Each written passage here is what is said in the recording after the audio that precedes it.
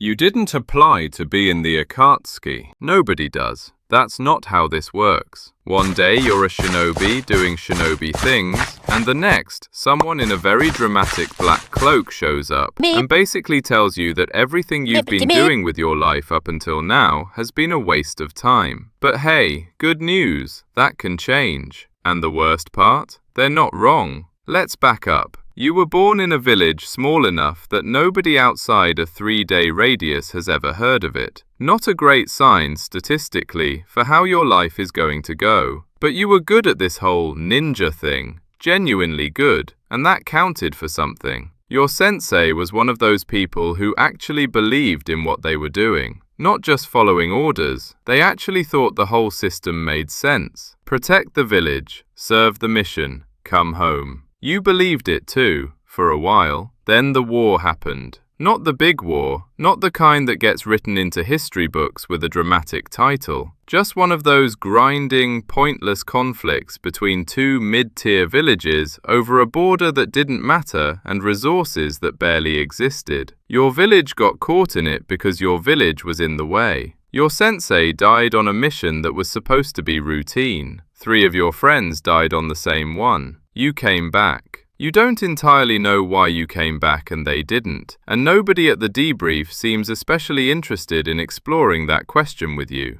2 weeks later, the Kage signed a peace treaty. Just like that. Done. The fighting stops. Everybody shakes hands and goes home. You sit with that for a while. The thing about losing faith in a system is that it doesn't happen all at once. It happens the way a building collapses. Slow at first, then suddenly all at once. You kept doing the missions. You kept wearing the headband. But something behind your eyes was different now, and the people who knew you well enough could see it. Your Kage called it grief. Your colleagues called it battle fatigue. You called it arithmetic. You just kept doing the math. And the numbers kept not adding up. You're somewhere in the middle of nowhere, a town that exists mostly as a place to pass through, when you first see the cloak. Black, red clouds. The person wearing it is sitting across from you at what might generously be called a bar, and they are making absolutely zero effort to blend in. Respect, honestly. They don't threaten you. They don't pitch you. They just talk. They talk about Pain, the man running the operation, and about what he actually wants. Not conquest, not power for its own sake. He wants to build something so terrifying that war becomes impossible. One weapon so devastating that every village, every nation, every military power on the planet would rather sit down and shut up than risk it being pointed at them. Mutually assured destruction, essentially, but with tailed beasts instead of nuclear weapons. You sit with that for a second, and then you think about your sensei, about the mission that was supposed to be routine, about the peace treaty that came 2 weeks too late. You think, what if they're right? They give you a ring, 10 rings, 10 members, each one a specific character, a specific finger, a specific position in the circle. Yours slots into place like it was always supposed to be there, which is either meaningful or just a good fit, and you choose to believe it's meaningful. Welcome to the Akatsuki. They pair you with a partner. You don't choose them. You don't get a preference form. Pain decides, probably based on some combination of combat compatibility, personality balance, and whatever he was feeling that morning. Your partner is, and there is no diplomatic way to say this, a lot. Here's the thing nobody tells you about being in the Akatsuki. Most of the time, it's just the two of you. You travel together. You eat together. When you eat, you sleep in safe houses that smell like bad decisions and old wood. You spend more consecutive hours with this person than you have ever spent with anyone in your life, and they are not normal. None of you are normal. That's basically the entry requirement. But somewhere between the 3rd mission and the 5th month, a weird thing happens. You start to actually trust them. Not completely, you're not an idiot, but enough. Enough that when things go sideways on a mission, which they do, because things always go sideways, you know without looking where they're going to be, and they know where you're going to be. That's not friendship exactly. It's something that doesn't have a good word for it. The missions are what they are. You're hunting Jinchuriki, humans who have had tailed beasts sealed inside them. Which sounds like it should be science fiction, except it's extremely real and extremely dangerous. The plan is to extract the beasts, all 9 of them, and use them to build the weapon that ends all wars. Extracting a tailed beast from a Jinchuriki kills the host. You knew that going in. You told yourself you'd made peace with it. The years go by faster than they should. Members start dying. Sasori, Deidara, Kakuzu, Hidan. Though dying is maybe the wrong word for whatever happened to Hidan. The man is technically still out there, just not in a good way. You're still here though. That's something, probably. Pain's plan accelerates. The beasts are being collected faster now. The timeline is moving. Everything that you signed up for, everything you told yourself this was all building toward, it's actually happening. And you find yourself standing in front of a village. Not your village, not a military target, just a village. Houses, a market, people going about the kind of ordinary life you stopped being able to imagine for yourself a long time ago. And Pain wants to use what you've built here to level it. Not because of anything those people did, because fear requires a demonstration. You think about your sensei again. You think about the mission that was supposed to be routine. You think about the peace treaty that came 2 weeks too late, and you realize, slowly, horribly, that you are the war now. You are the thing that comes 2 weeks too early and leaves no one to sign anything afterward. The Akatsuki doesn't fall apart because it was defeated. It falls apart because the thing it was trying to stop, people in power making choices that grind up everyone underneath them, was exactly what it became. Pain believed in what he was doing. You believed in what he was doing. That's the part that's hardest to swallow. The road to this moment was paved with genuine conviction, which is somehow worse than if everyone had just been evil from the start. Evil you can fight. Belief is harder. Most Akatsuki members die in the field. That's just the statistics. You knew the odds when you put the ring on. You told yourself that didn't matter because the cause was worth it. And maybe it was. Or maybe you just needed something to believe in badly enough that you stopped asking whether it was true. Either way, the robe is heavy at the end. Not physically, it's actually pretty light, but you know what I mean. You didn't start as a villain. You started as a kid from a village nobody's ever heard of, who was good at something, and who believed the people above them had it figured out. Turns out everyone's just making it up as they go, even the ones with the capes.